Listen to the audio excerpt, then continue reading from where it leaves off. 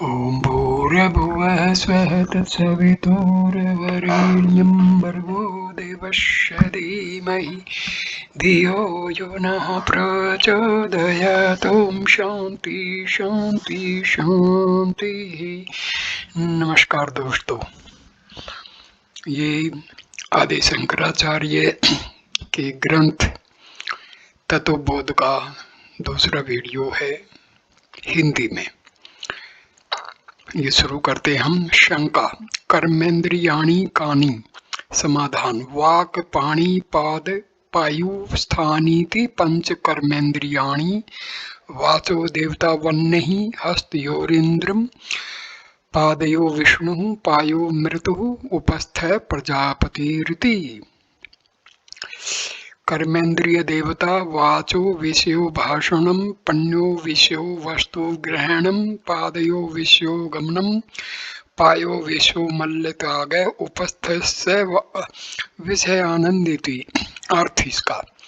वाक वाणी, पानी हाथ, पाद पैर, पायु गुदा, उपस्थ लिंग भाग, ये पांच कर्मेंद्रिय हैं। अब इनके देव कहते हैं। वाणी के देव अग्नि हैं, हाथों के देव इंद्र हैं, पैरों के विष्णु हैं, गुदा के देवता मृत्यु यमराज हैं, लिंग के अधिपति ब्रह्मा हैं। ये कर्मेंद्रियों के देवता हैं। वाणी का कार्य बोलना, हाथों का कार्य वस्तु का ग्रहण करना, पैरों का कार्य चलना, गुदा का कार्य मल का त्याग करना, लिंग का कार्य आनंद करना, मैथुन से जो ज्ञात होता है। इस प्रकार से कर्मेंद्रियों के देव तथा उनका कार्य वर्णन किया। अब इन कर्मेंद्रियों के देवताओं के होने का कारण कहते हैं। वाणी के देवता अग्नि कहा सो ठीक है, क्योंकि वेद में भी कहा है कि मुखादि अग्नि जायत है। अग्नि का कर्तव्य जलाना है, तो वाणी का कार्य भी किसी अशुद्ध कार्य को जलाकर शुद्ध का प्रकाश करना। हाथों का जो इंद्र कहा सो भी ठीक, क्योंकि जैसे देवों में पराक्रमी इंद्र है, वैसे शरीर में पराक्रमी हाथ हैं। अब पैरों के स्थान में विष्णु का स्थान कहा, क्योंकि विष्णु का कर्तव्य पालन करना है। जो पालन करता है वह संपूर्ण दुखों का सामना करते हुए भी दुख नहीं मानता। वही हालत पैरों की है, क्योंकि इस शरीर के संपूर्ण बोझ को लादे रहने पर भी दुख प्रकट नहीं करते, क्योंकि इसमें तो विष्णु का निवास है। इसलिए ब्राह्मणों के चरणों में नमस्कार किया जाता है। एक तो विष्णु का निवास, दूसरे ये लोग इन्हीं पैरों से घूम घूम कर तीर्थों में भ्रमण कर जनता को धर्म मार्ग की तरफ ले जाते हैं। गुदा के जो मृत्यु यमराज कहा सो ठीक है, क्योंकि मृत्यु का कर्तव्य है कि जगत का संशोधन करना, तो गुदा का भी वही कार्य है, यानी शरीर की संपूर्ण बीमारियों को साफ करते रहना। इसके लिए वैद्य डॉक्टरों को पूछो कि अगर दस्त की कब्ज होने लगे तो कौन कौन सी बीमारियां अपना घर बना लेती। इसलिए गुदा का देव मृत्यु ठीक ही है, जैसा देव वैसा पुजारी। तथा जनेन्द्रिय का जो देव ब्रह्म का है सो भी ठीक है, क्योंकि सृष्टि का कर्ता ब्रह्मा तथा ब्रह्म का निवास कमल पर कहा है। वही हालत लिंगेंद्रिय की है, जो गर्भाशय रूपी कमल पर इसका निवास होता है, तो फिर कई रूपों से सृष्टि के करने में समर्थ होता है। जैसे कहा है प्रजापतिर्स्ते गर्भे इति श्रुतस्य। शंका। कारण शरीरम किम? अर्थात कारण शरीर किसे कहते हैं? समाधान। अनिर्वचनीय नाद विद्यारूपम शरीर द्वस्य कारण मात्रम सत्य स्वरूपाज्ञानम निर्विकल्प रूपम यदस्ति तत्कारण शरीरम। अर्थ है, नहीं हो सकता है निर्वाचन जिसका, अर्थात माया को सत्य कहें तो ज्ञान होने के बाद वह नष्ट न होनी चाहिए, अथवा उसे झूठी कहें तो संसार की उत्पत्ति उसके बगैर कैसे हुई, इत्यादि शंका होने पर कहते हैं कि जैसे रस्सी अंधेरे में होने से सर्प का भय होता है, परंतु प्रकाश से देखने पर वह सर्प का भय जाता रहता है, इसी प्रकार माया भी सत्य तथा मिथ्या रूप केवल अज्ञान रूपी अंधकार के रहते माया आश्रित मिथ्या जगत सत्य माना जाता है। ज्ञान रूपी प्रकाश होने पर रज्जु रूपी कल्पित सर्प का भय जाता रहता है, तथा तत्व स्वरूप और स्थूल तथा सूक्ष्म शरीर का कारण मात्र अर्थात बीज और निज स्वरूप का अज्ञान तथा निर्विकल्प रूप जो है वही कारण शरीर है। संख्या अवस्था त्रयम किम अर्थात तीनों अवस्था कौन सी हैं? समाधान जागृत स्वप्न सुषुप्त अवस्था अर्थात जागृत, दूसरा स्वप्न और तीसरा सुषुप्ति, ये तीन अवस्थाएं हैं। शंका जागृत अवस्था का अर्थ जागृत अवस्था किसे कहते हैं? समाधान श्रोत्रादि ज्ञानेन्द्रिय शब्दादि विशेष ज्ञायत इति यत् सा जागृत अवस्था स्थूल शरीराभिमानी आत्मा विश्व इत्युच्यते। अर्थ कान इत्यादि पूर्वोक्त ज्ञानी इंद्रियों के द्वारा जो शब्द स्पर्शादि विषयों का भोग भोगा जाता है उसे जागृत अवस्था कहते हैं तथा स्थूल शरीर का अभिमानी जो आत्मा है वह विश्व कहलाता है। अर्थात स्थूल भोगों का भोगने वाला विश्व रूप आत्मा जागृत अवस्था का साक्षी तथा उससे भिन्न है, क्योंकि अवस्था का तो परिवर्तन होता है परंतु आत्मा निश्चल तथा चेतन रूप नित्य है। शंका स्वप्नावस्था का अर्थ स्वप्न अवस्था किसे कहते हैं? समाधान जागृत अवस्थायाम यत् दृष्टम यच्छ्रुतम तज्जनित्वाशनया निद्रा समय यह परपंच प्रतीयते सा स्वप्नावस्था सूक्ष्म शरीर अभिमानी आत्मा तेजस इत्युच्यते। जागृत अवस्था के समय इंद्रियों की सहायता से जो पदार्थ देखे तथा सुने व भोगे हैं उन्हीं की वासना मात्र निद्रा के समय दृष्टि गोचर होती है, उसी को स्वप्नावस्था कहते हैं। यह स्वप्नावस्था सूक्ष्म शरीर में होती है। उस सूक्ष्म शरीर का अभिमानी आत्मा तेजस कहलाता है। शंका अतः सुषुप्त अवस्था का अर्थ अच्छा सुषुप्ति अवस्था किसे कहते हैं? समाधान अहम किमपि न जानामि सुखेन मया निद्रा अनुभूयतः इति सुषुप्त अवस्था कारण शरीर अभिमानी आत्मा प्राज्ञ इत्युच्यते। अर्थ मैं कुछ भी नहीं जानता कि कौन हूँ तथा कहाँ पर शयन कर रहा हूँ, परंतु मेरे आश्रित इंद्रियों के आनंद निद्रा के समय का अनुभव किया। इसी प्रकार के अनुभव का नाम सुषुप्ति अवस्था है। इस सुषुप्ति अवस्था के समय में कारण शरीर और आनंद में कोष के आनंद अनुभव का अभिमानी आत्मा प्राज्ञ कहलाता है। यह प्राज्ञ अपने आनंद स्वरूप की भान से रहित अज्ञान का साक्षी तथा इंद्रियों की सहायता के बिना ही अपनी चैतन्य शक्ति द्वारा वासना में विषयों के जानने तथा भोगने वाला है। इस प्रकार के वचनों को सुन के कि मैं कुछ भी नहीं जानता तथा कौन हूँ कहाँ सोया, तब तो शंका हुई होगी कि कहाँ तो जीव और ईश्वर की एकता और कहाँ इस प्रकार का अज्ञान। इस द्विधा स्वरूप वाक्य को नहीं समझे तो आपको उदाहरण द्वारा समझाते हैं। उदाहरण जैसे एक कमरे में एक प्रकाश की लाइट बिजली लगी हुई हो, उसमें नीचे की तरफ से ठीक एक लंबा काला कपड़ा लटका देने पर प्रकाश का दो हिस्सा हो जाता है और कपड़े की जगह काला प्रकाश बन जाता है।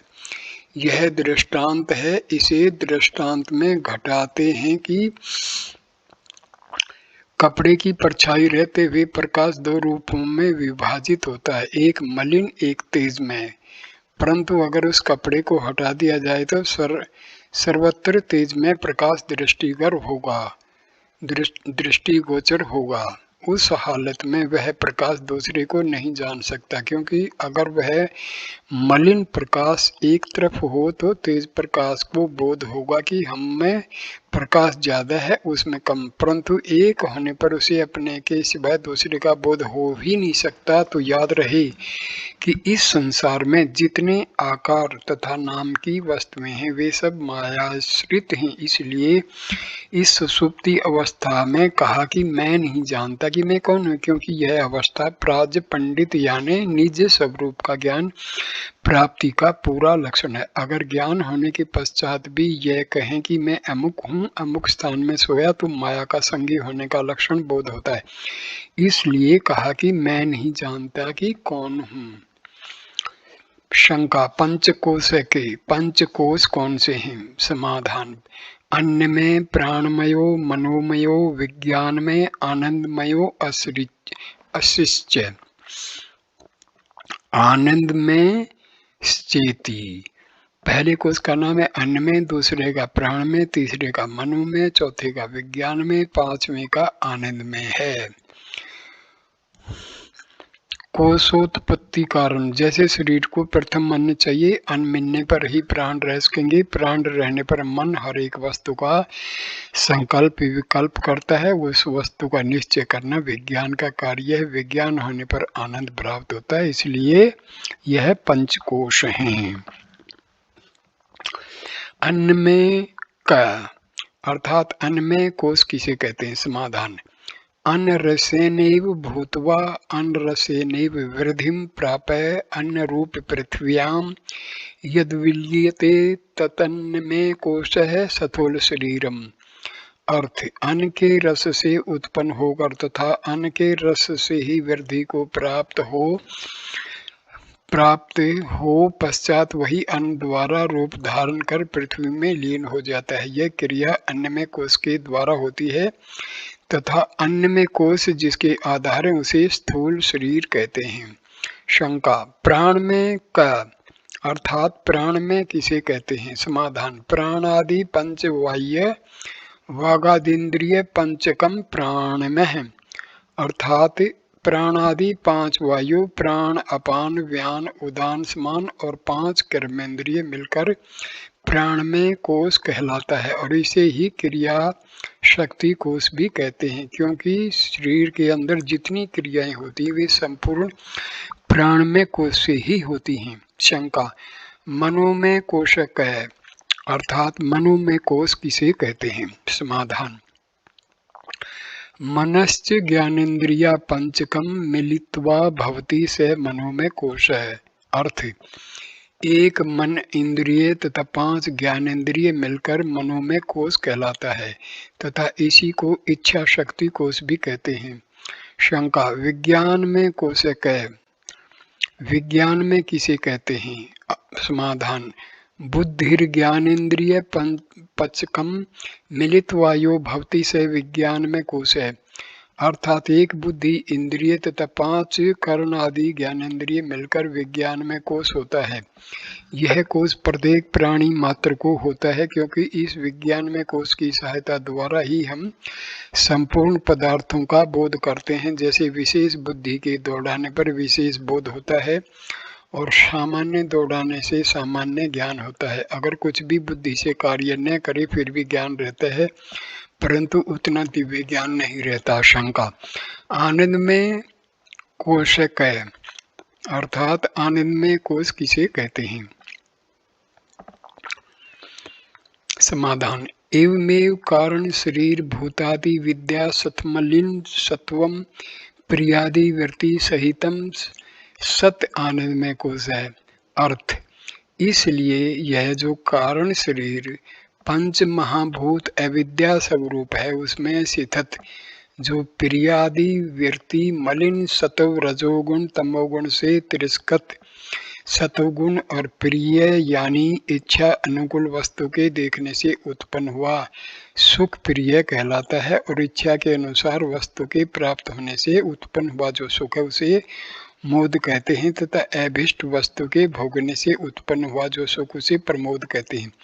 इस प्रकार यह कोश अधिक आनंद का भोग स्थान होने से आनंद में कोश कहलाता है, परंतु आत्मा माया का संगी होकर इन्हें अपना मान बैठा है, इसी से सुख दुखों को भोगता है, पर यह सब आत्मा नहीं। यथा एतत् कोशपचकं मदीयं शरीरं मदीया प्राणा मदीयं मनश्च मदीया बुद्धिर्मदीयं ज्ञानमिति सवेनैव ज्ञायते यद् यथा मदीयत्वेन ज्ञातं कटकुण्डलगृहादिकं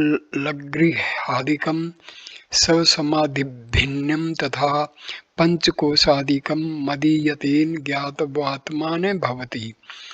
अर्थ हम अज्ञानावस्था में पढ़कर भ्रांति से अपने को पंचकोशादि रूप मान इस प्रकार व्यवहार करते हैं कि मेरा शरीर है, यह मेरे प्राण है, यह मेरा मन है, ये मेरी बुद्धि है, ये मेरा ज्ञान है, परंतु यह आत्मा पंचकोश रूप नहीं है। इस कारण पंचकोशादिकों को मेरा है इस तरह न जानना चाहिए, क्योंकि जैसे घन गहने ग्रह स्त्री पुत्र आदि अपने से भिन्न है, उसी प्रकार पंचकोशादिक आत्मा रूप नहीं है, किंतु आत्मा से भिन्न है। इसलिए इन्हें अपना मानना व्यर्थ है, क्योंकि यह तो माया के रचे हुए हैं, समय पाकर नष्ट हो जाएंगे, परंतु आत्मा तो नित्य है और माया का साक्षी है।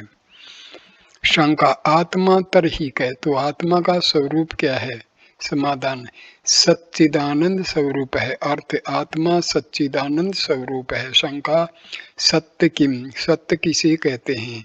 समाधान, कालत्रय अपि तिष्ठति सत्य, अर्थात जो तीनों कालों भूतकाल वर्तमान भविष्य में निवास करता हुआ एक रस से रहे उसे सत्य कहते हैं।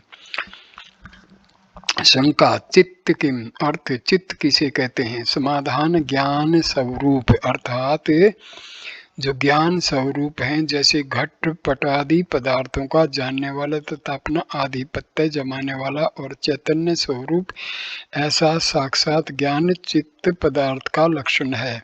शंका, आनंद में कह, आनंद में किसे कहते हैं? समाधान, सुख स्वरूप, अर्थ दुख रूपी परपंचों से रहित और सुख स्वरूप जो आनंद में वही ब्रह्म स्वरूप है। यथा एवं सच्चिदान स्वरूपम स्वात्मानं विजानीयात, अर्थात इस प्रकार अपनी आत्मा को सच्चिदानंद स्वरूप जानते हुए संपूर्ण नाम रूपात्मक दृश्य जगत की क्रियाओं को मिथ्या जाने। अब पूर्वार्ध समाप्त होगा, इसलिए मध्याह्न की संध्या के अर्थ हम सबको भगवत प्रेम से गाना चाहिए।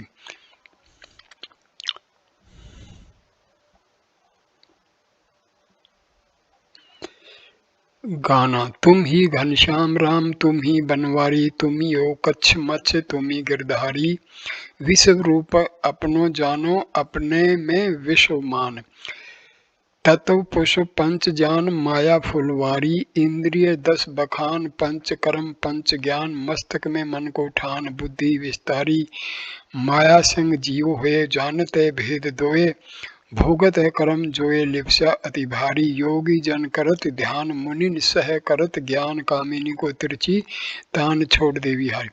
अब इस विषय को थोड़ी देर के लिए बंद कर आराम करें, क्योंकि पूर्वार्ध में कोई किसी प्रकार की शंका समाधान पढ़ते सुनते चित्त उब गया होगा, परंतु इसके उत्तरार्ध में सृष्टि की उत्पत्ति तथा जीव ईश्वर का एक तव होकर भी किस प्रकार भिन्न प्रतीत होता है, तथा माया किसे कहते हैं, तथा कैसे निर्माण हुई, तथा शरीर को सुख दुख क्यों भोगना पड़ता है, इत्यादि का उल्लेख होगा। इसलिए यहाँ विश्राम करना ठीक है।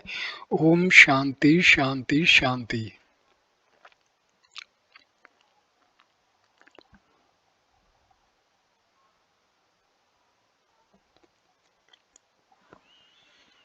इस वीडियो को हम यहीं पर विश्राम देते हैं। अगला तीसरा वीडियो जो है वो हम शुरू करेंगे तत्वबोध के उत्तरार्ध का प्रारंभ। धन्यवाद दोस्तों ये वीडियो देखने के लिए। कृपा करके इस वीडियो को लाइक करना, कमेंट करना और शेयर करना, और चैनल को सब्सक्राइब करना। ये वीडियो केवल सुनने देखने के लिए नहीं है, इसको आप एक एक श्लोक को सुनिए, समझने की कोशिश कीजिए, उस पर मनन कीजिए और उसको अपने व्यवहार में लाने की कोशिश कीजिए, क्योंकि